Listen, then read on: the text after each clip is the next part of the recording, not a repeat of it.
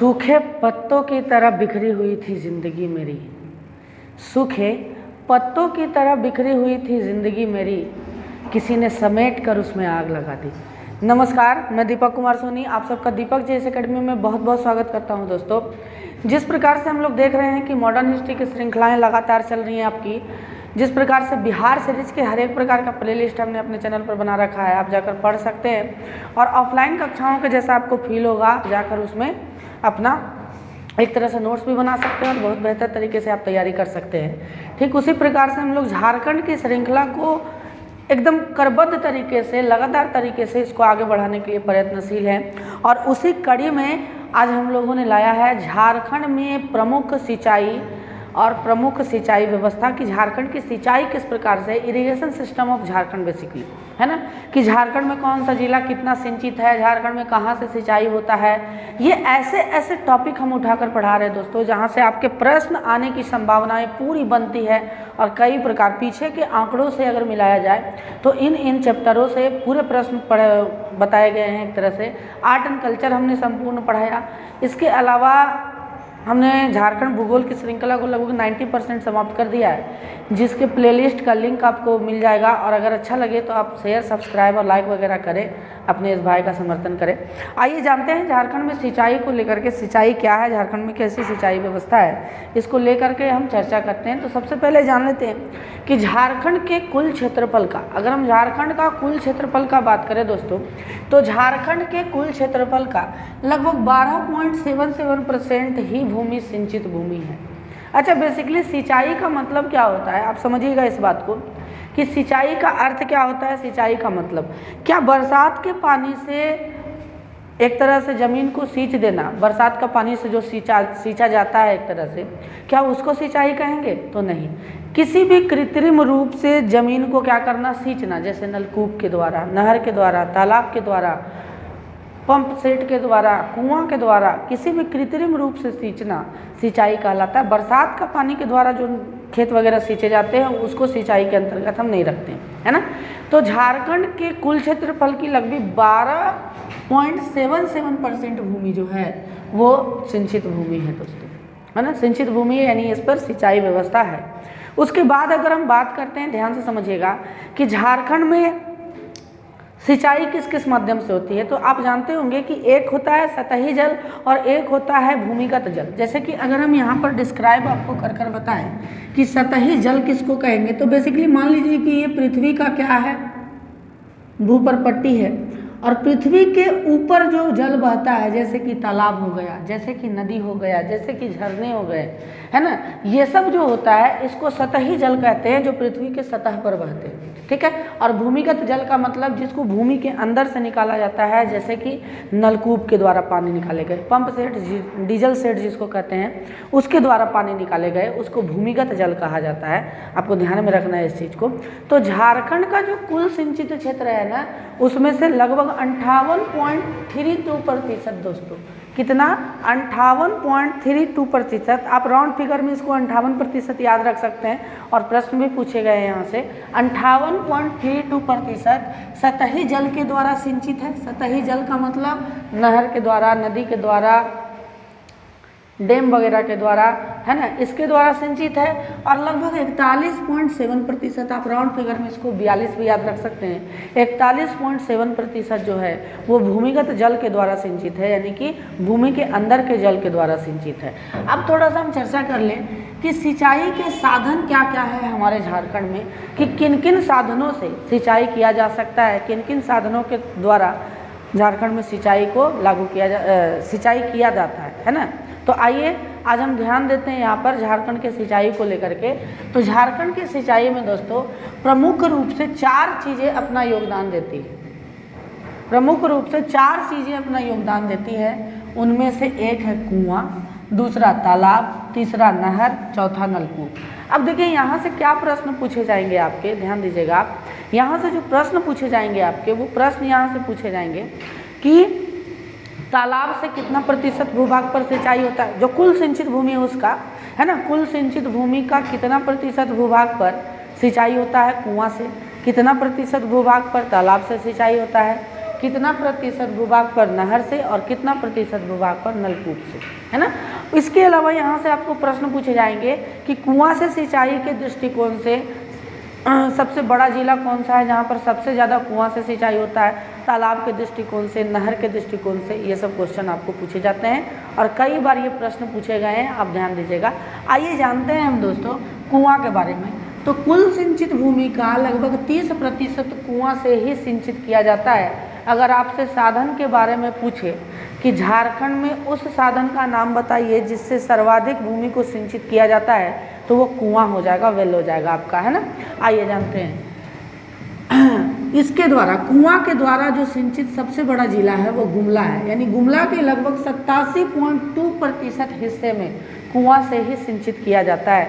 और दूसरे नंबर पर है दोस्तों गिरिडीह, रांची, धनबाद, यानी दूसरे पर गिरिडीह, तीसरा पर रांची और चौथा नंबर पर धनबाद। बेसिकली आपको 3 स्थानों तक याद रखना है, गुमला, गिरिडीह और रांची, ठीक है। तो यहाँ तक आपको याद रखना है कि कुआं से सिंचाई के माध्यम से, कुआं के सिंचाई के साधन को लेकर के ये 3 जिले अग्रणी हैं। सबसे ज़्यादा कौन? गुमला, लगभग 87.2%। दूसरे नंबर पर आएगा आपका गिरिडीह और तीसरे नंबर पर आएगा आपका धनबाद, रांची। आइए उसके बाद तालाब से सिंचाई के माध्यम से देखें तो लगभग राउंड फिगर में अगर हम बात करें, है ना, एग्जैक्ट स्थिति भी हम आगे बताएंगे आपको, राउंड फिगर में बात करें तो 19% कुल सिंचित भूमि का 19% तालाब से सिंचित होता है। ये दूसरा सबसे प्रमुख साधन है झारखंड में सिंचाई का, ठीक है। इससे सबसे बड़ा जो जिला है जो तालाब से सिंचित होता है वो देवघर है। देवघर का लगभग 49.3% भाग, जो सिंचित भाग है देवघर का, वो किससे सिंचित होता है दोस्तों? तालाबों से सिंचित होता है। इसके बाद धनबाद, साहेबगंज और दुमका है। फिर नहर का बात करें तो बेसिकली देखिए, नहर का अगर हम बात करेंगे तो नहर का ज़्यादा विस्तार हमारे झारखंड में नहीं है। कारण ये है कि नहर वहाँ निकाली जा सकती है जहाँ पर समतल भूमि हो। क्या? जहाँ पर समतल भूमि हो। लेकिन झारखंड तो पठारी प्रदेश है, लेकिन फिर भी झारखंड के सिंहभूम वाले इलाके में, जो नीचे वाला इलाका है, मैंने मैपिंग पूरा पढ़ा रखा है, आप जाकर देखें। झारखंड के सिंहभूम वाले इलाके में, सरायकेला खरसावा वाले इलाके में नहरों का विशेष पद्धति पाया जाता है। वहाँ पर नहर डेवलप किए गए हाल ही के दिनों में। सबसे नवीनतम साधन अगर हम बोले तो नहर ही है झारखंड का, है ना। नहरों को डेवलप किया गया दोस्तों, और लगभग 18% झारखंड के कुल सिंचित भूमि का लगभग 18% नहरों से सिंचित होता है। और इसमें अग्रणी जिला है सिंहभूम और दूसरे नंबर पर सरायकेला खरसावा है, ठीक है। नलकूप का अगर बात करें तो ये झारखंड के कुल सिंचित भूमि का 8% सिंचित करती है। और नलकूप से सबसे ज़्यादा सिंचित जो जिला है वो झारखंड का लोहरदगा है। लगभग इसका 32.6% भूभाग पर नलकूप से ही सिंचाई। नलकूप का मतलब वही डीजल पंप सेट का बात कर रहे हैं आप, ठीक है, ध्यान दीजिएगा। अब देखिए थोड़ा सा नलकूप का इतना कम क्यों है, तो बेसिकली झारखंड में जो भूमिगत जल होते हैं दोस्तों, है ना, वो काफ़ी अंदर होते हैं। आप 100 फीट खन दीजिएगा, 100 फीट कोड़ दीजिएगा, फिर भी आपको पानी नहीं मिलेगा। खोदा पहाड़ और निकला चूहा, चूहा भी नहीं निकलता बेसिकली, है ना। चूहा भी निकल जाता तो आदमी मार उड़ के खा लेता बेचारा भात साथ, वो भी नहीं होता है यहाँ पर। यहाँ पर सीधा एकदम 100 फीट 150 फीट लोग खोदते हैं, हीरा बोरिंग जिसको बोलते हैं, उसको खोद देते हैं, फिर भी पानी नहीं निकलता है। तो इसलिए नलकूपों का विस्तार, चूँकि पठारी हिस्सा है, इसलिए नलकूपों का विस्तार ढंग से नहीं हो पाया झारखंड में। इसलिए सबसे कम, सबसे जो खराब एक तरह से साधन हम बोलेंगे वो नलकूप ही है। सबसे कम सिंचाई इसी से होती है हमारे झारखंड में। और उसके अलावा और भी हिस्से हैं, जैसे ड्रिप तंत्र के द्वारा सिंचाई होता है, और भी तरीके हैं जिसके द्वारा सिंचाई किया जाता है, तो वो आगे रह जाएंगे। लेकिन आपसे प्रश्न जो पूछे जाएंगे वो इन्हीं चारों से पूछे जाएंगे कि नलकूप से सिंचित जिलों में सर्वाधिक सिंचित जिला कौन सा है? लोहरदगा। कुआं से गुमला, तालाब से देवघर, या तो फिर नहर से तो सिंहभूम। इस तरह से आपसे प्रश्न पूछे जाते हैं। आप अच्छा से नोट्स बनाएं और अच्छा से याद करें। उसके बाद देखिए दोस्तों, एक तरह से भारत सरकार के द्वारा, झारखंड सरकार के द्वारा, तो खैर भारत सरकार अगर लागू करेगी तो झारखंड सरकार को मानना ही पड़ेगा। मोदी जी अगर कोई बात लागू किए तो हेमंत, जो हमारे भैया हेमंत हैं, उनको तो मानना ही पड़ेगा। अब कहते ना हो हड़िया मड़िया कर लें, कोई दिक्कत नहीं है, ठीक है। तो ध्यान से समझिएगा कि सिंचाई परियोजनाओं को 3 परियोजनाओं में बांटा गया भारत सरकार के द्वारा। अब ये 3 परियोजनाएं क्या है, और इसके तहत इसी परियोजनाओं के आधार पर इनको फंड भी मुहैया करवाया जाता है ताकि इनका विकास हो और कृषिगत एक तरह से कामों में क्या हो, सुधार हो। तो 3 परियोजनाएं हैं, आप अच्छा से समझिएगा। एक परियोजना है दोस्तों बृहद सिंचाई परियोजना, बृहद का मतलब आप बड़ा समझ रहे होंगे। मध्यम सिंचाई परियोजना यानी मंझला किस्म का सिंचाई परियोजना, और एक है लघु सिंचाई परियोजना यानी सबसे छोटा सिंचाई परियोजना। अब बेसिकली क्या है बृहद सिंचाई परियोजना, एकदम पॉइंट टू बी नोटेड, कई बार प्रश्न पूछे जाते हैं दोस्तों, यहाँ से आपको लिख के रखना है और याद करके चलना है ना, याद रखिएगा। देखिए वैसा दावा तो हम नहीं करते हैं कि नहीं क्वेश्चन भिड़ा तो आग लगा देना, नहीं क्वेश्चन भिड़ा तो आत्महत्या कर लूँगा, है ना, ये सब थंबनेल लोग बनाते हैं और थंबनेल बनाकर सिर्फ आपसे उनका वॉच टाइम लेने का कोशिश करते हैं। लेकिन इस चैनल का उद्देश्य वैसा नहीं है कुछ भी, है ना। आत्महत्या कर लेंगे तो आपको पढ़ाएंगे फिर कैसे, अगर नहीं क्वेश्चन भिड़ा तो समझिएगा इस बात को कि यहाँ से आपको प्रश्न पूछे जाते हैं और ये बराबर देखे जाते हैं प्रश्न, है ना, कि बृहद सिंचाई परियोजना क्या है। तो 1 हेक्टेयर बराबर लगभग 79 पॉइंट समथिंग कट्ठा होता है, कट्ठा आप समझ रहे होंगे, है ना। तो यानी कि 1 हेक्टेयर बराबर 80 कट्ठा होता है। तो बृहद सिंचाई परियोजना किसको कहते हैं दोस्तों, तो समझिएगा इस बात को कि 10,000 हेक्टेयर से अधिक वैसी परियोजनाएं, चाहे तो वो नहर हो सकती है, चाहे तो वो डैम हो सकता है, चाहे तो वो बड़ा तालाब हो सकता है, चाहे तो वो नदी परियोजनाएं हो सकती है, वैसी परियोजनाएं, ध्यान से समझिएगा, वैसी परियोजनाएं जिसके द्वारा 10,000 हेक्टेयर से अधिक भूमि को सिंचित किया जा सके उसको क्या बोलते हैं, बृहद सिंचाई परियोजना के अंतर्गत रखते हैं।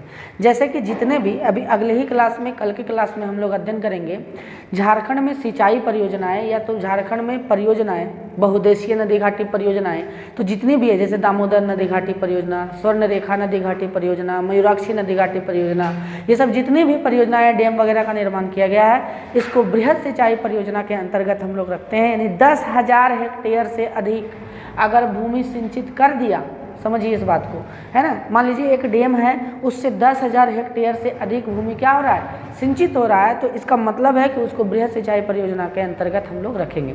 उसके बाद मध्यम सिंचाई परियोजना की बात करें तो दोस्तों मध्यम सिंचाई परियोजना के अंतर्गत वैसी सिंचाई परियोजना यानी वैसा डैम, तालाब, छोटा छोटा जो 2,000 हेक्टेयर से अधिक किंतु 10,000 हेक्टेयर से कम, ठीक है, 2,000 हेक्टेयर से अधिक किंतु 10,000 हेक्टेयर से कम भूमि को सिंचित करेगा, उसको मध्यम सिंचाई परियोजना के अंतर्गत हम रखेंगे। आप समझ पा रहे हैं, नोट डाउन करते चलिए, बड़ा अच्छा तरीका से आपकी तैयारी हो जाएगी दोस्तों, है ना। बहुत दिल से पढ़ा रहे हैं, जेपीएससी को व्यू में रख के पढ़ा रहे हैं, सीजीएल को व्यू में रख के पढ़ा रहे हैं, आप समर्थन करें हमारा अगर आपको अच्छा लगता है तो, है ना। तो ये इसको मध्यम सिंचाई परियोजना क्या, देखिए बृहद सिंचाई परियोजना 10,000 हेक्टेयर से अधिक भूमि सिंचित करेगा तो बृहद सिंचाई परियोजना, 2,000 से अधिक और 10,000 से कम करेगा तो मध्यम सिंचाई परियोजना। और लघु सिंचाई परियोजना क्या होती है, ध्यान दीजिएगा कि वैसा सिंचाई परियोजना जो 2,000 हेक्टेयर से कम भूमि को सिंचित करे, जैसे छोटा छोटा तालाब हो गया, है ना, छोटा छोटा तालाब होता है वो कम से कम 2,000 हेक्टेयर से कम भूमि, जैसे मान लीजिए 10 हेक्टेयर कर रहा है, 20 हेक्टेयर कर रहा है, उतना भी भूमि को सिंचित कर दिया। कुएँ होता है बड़ा बड़ा जो 20, 25, 30, 50 हेक्टेयर को क्या करता है, सिंचित करता है, तो उसको हम लोग किस परियोजना के तहत रखेंगे, लघु सिंचाई परियोजना के तहत रखेंगे, है ना। अब हम आशा करते हैं दोस्तों कि ये जो है सिंचाई परियोजना एक तरह से आपको क्या हुआ होगा, एक तरह से बड़ा अच्छा हो गया होगा, है ना। अब देखिए कुछ डाटा है यहाँ पर, यही डाटा है जो डाटा को हम लिखवाए थे और बताए भी थे आपको कि एग्जैक्ट रेशियो में आपको मैं बता दूंगा और एक जगह, और बेसिकली यहाँ से क्वेश्चंस बहुत ज़्यादा पूछे जाते हैं। तो ये डाटा है सिंचाई के स्रोत झारखंड में कि किस चीज़ से कितना प्रतिशत सिंचाई होता है कुल सिंचित भूमि का, और कौन सा जिला अग्रणी है यहाँ पर आपको जानना है। देखिए कुआँ से सिंचाई में ये कुल सिंचित भूमि का 29.38% करता है झारखंड का, गुमला प्रथम स्थान पर, गिरिडीह दूसरे स्थान पर, आपको बता चुके हैं पहले भी हम।